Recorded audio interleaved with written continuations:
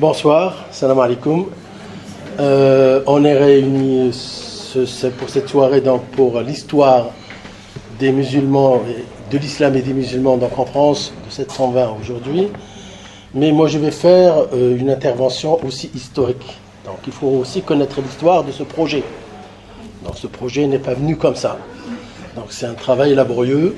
Il est utile de rappeler un peu ce qui, d'abord, de ce qui a inspiré l'association IMS et qui a eu la chance, donc, dans ces rencontres multiples, de rencontrer une personne dont on a parlé, Jamal Hamri. Et je vais dire pourquoi.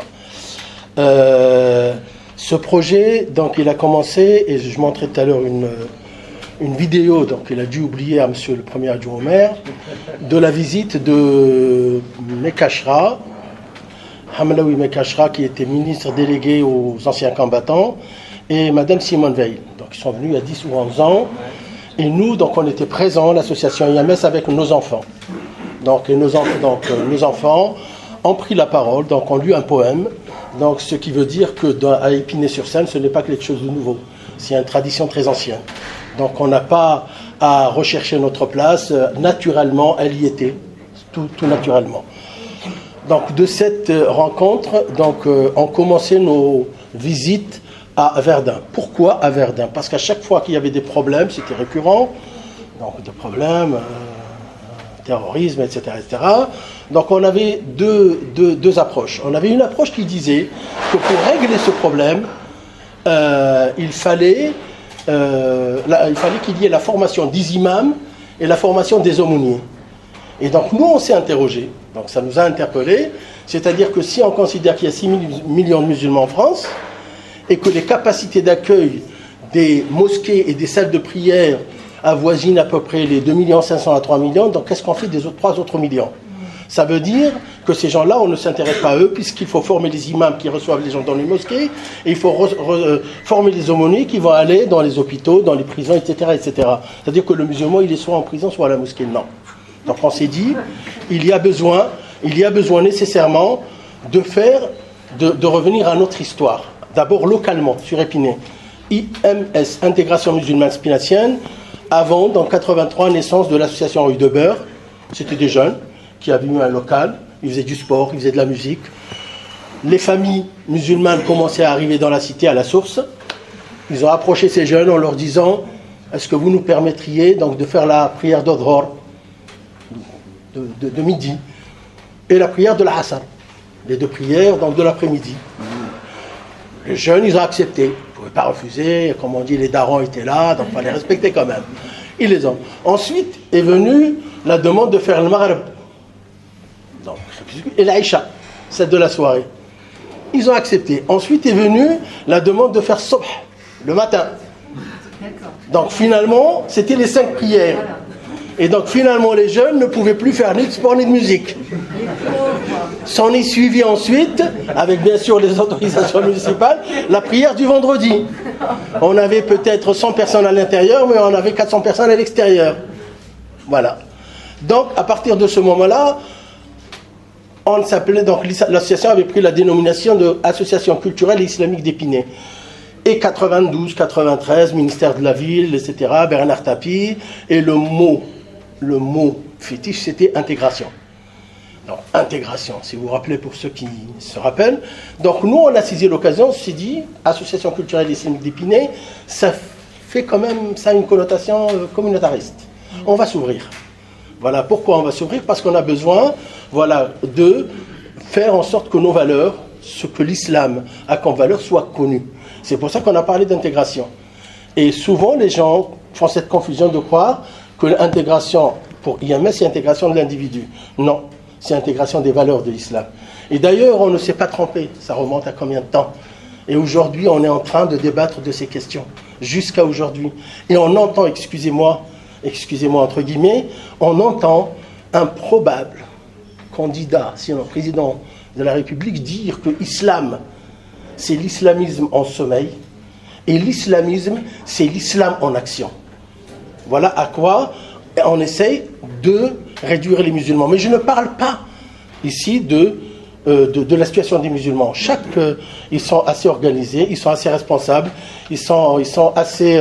voilà, donc les choses vont se dérouler. Nous, on est pour parler d'histoire. Donc ce projet, comme je vous l'ai dit, il est venu de ces sorties à Verdun. Donc Farid nous a accompagnés, Mohamed nous a accompagnés, Abir nous avait accompagnés, Ramaj nous a accompagnés, peut-être Fatiha, peut-être Inda, il y en aura d'autres, Inch'Allah, quand on sera débarrassé de ce Covid. Et on était toujours présents. Quand on n'allait pas à Verdun, on était présents donc à la commémoration ici avec la ville. Et à chaque fois qu'on était là, la ville, donc à travers Monsieur le maire, donc on avait toujours la possibilité que nos enfants puissent s'exprimer. Donc c'est une façon, voilà, de vivre, voilà, notre citoyenneté dans sa dimension la plus élargie. Et donc après Verdun, 2015, donc voilà, bon, avant j'avais déjà rencontré Monsieur Jamal Hamri dans des circonstances assez voilà. Et puis voilà, on a senti que voilà, on pouvait travailler ensemble. Lui, la matière était là, nous, les moyens donc, étaient là, les enfants étaient là. Donc on a commencé par l'association SEV, comme ça a été rappelé, pour le soutien scolaire, etc. etc. Et puis on a bifurqué donc, sur cette nécessité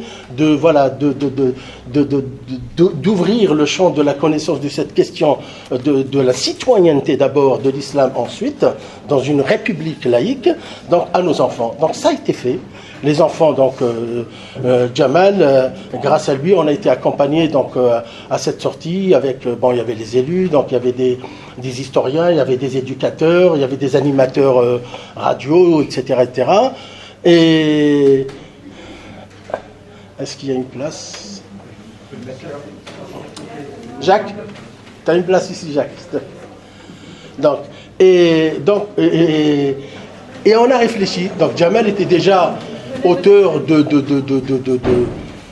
ces livres sur la pensée de Malik Ben Nabi, donc toujours dans l'histoire.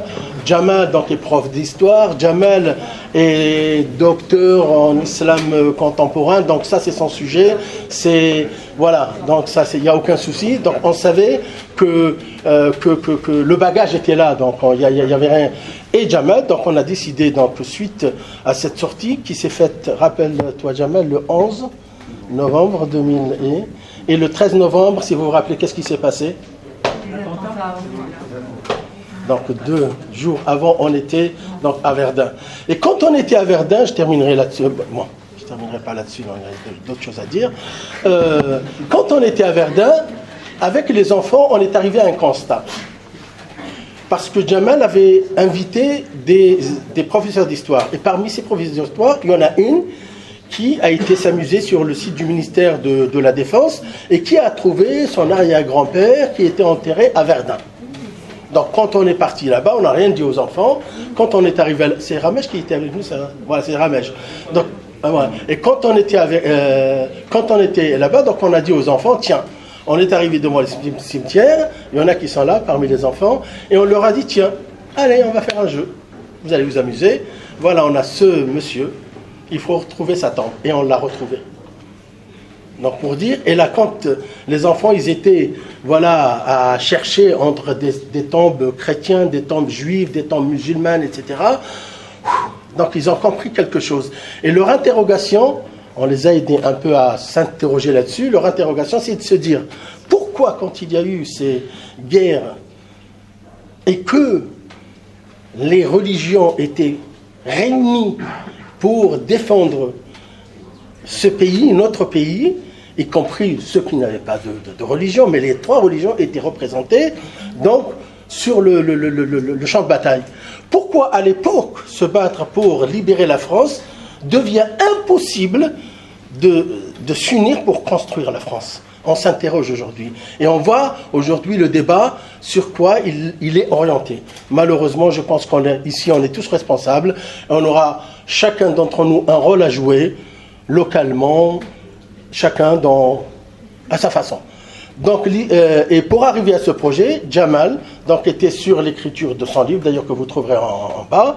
Et l'idée est venue de faire que de ce livre-là, je ne me trompe pas, Jamal, hein, je vais pas un peu vite, hein, voilà, que vienne cette exposition qui est itinérante. Itinérante, et on l'a voulu dans le 93. et on l'a voulu, puisque c'est l'IMS et Sèvres à Épinay-sur-Seine. Ça veut dire que Épinay-sur-Seine, monsieur le premier adjoint, donc va voyager dans plusieurs villes de France à travers cette exposition. C'est magnifique, hein? Bien, hein? Donc, dans le monde entier. Donc, voilà tout ça pour dire qu'il fallait que nous portions un regard, cette fois-ci beaucoup plus responsable, beaucoup plus sérieux sur ces jeunes. Parce que je vous ai dit qu'en 2011, on avait nos enfants qui ont présenté un poème à l'époque. C'était des enfants, voilà, de leur âge à peu près. Aujourd'hui, donc, c'est une nouvelle équipe qui est là et qui a travaillé avec Jamal malgré toute cette crise sanitaire, les difficultés. Donc, ils ont joué le jeu jusqu'au bout. Il y en a qui ont lâché, bon, parce qu'ils avaient d'autres responsabilités. C'était impossible à organiser. Donc, moi, sincèrement, au-delà de vous remercier toutes et tous ici présents, donc je les remercie beaucoup. Surtout ces enfants de l'IMS, donc qui ont été encadrés à la fois par l'IMS et à la fois par l'association Sèvres et sous l'animation de bout en bout de Jamal Al-Hamdi. Je les remercie, je remercie surtout les parents aussi. Parce que ce n'est pas évident, chaque semaine, de venir avec tout ce qu'on a vécu et de venir avec ses enfants, de les laisser pendant 2h30, 3 heures et de revenir les chercher. Les gens travaillent, les gens ont leurs occupations, etc., etc. Et vous savez, ce qui est bien, je terminerai là-dessus, donc j'ai fait un peu l'histoire de cette exposition, donc elle est là, donc on va la visiter tout à l'heure. Et les enfants, donc ce qu'on leur a apporté, c'est qu'on l'a toujours dit, l'avenir leur appartient, ça tout le monde, on est tous d'accord, personne ne peut le contester. Mais cet avenir qui leur appartient, pourquoi devons-nous, nous, le préparer à leur place, avec nos idées, avec nos conceptions des choses, avec nos choix? Eh bien nous, ils sont ici, on leur a dit surtout, vous allez vivre cette expérience en donnant votre avis, en gardant le droit de dire que vous n'êtes pas d'accord sur cette idée, de contester les choses, mais ce que nous voulons, c'est que leur épanouissement se passe parce qu'on leur donne le droit d'exister. C'est leur avenir, nous sommes là pour les accompagner, mais nous ne sommes pas là pour choisir et imposer les choses à leur place. Donc, Inch'Allah, j'espère que cette exposition aura le succès qu'elle mérite. Donc il y a des villes qui se sont déjà manifestées pour l'organiser au fur et à mesure. On a déjà des réservations d'associations, d'écoles qui vont venir pour la visite. Et c'est pas parce que vous êtes venus ce soir que vous n'allez pas revenir nous voir. Donc on vous attend avec plaisir. Wassalamu alaikum et bonsoir.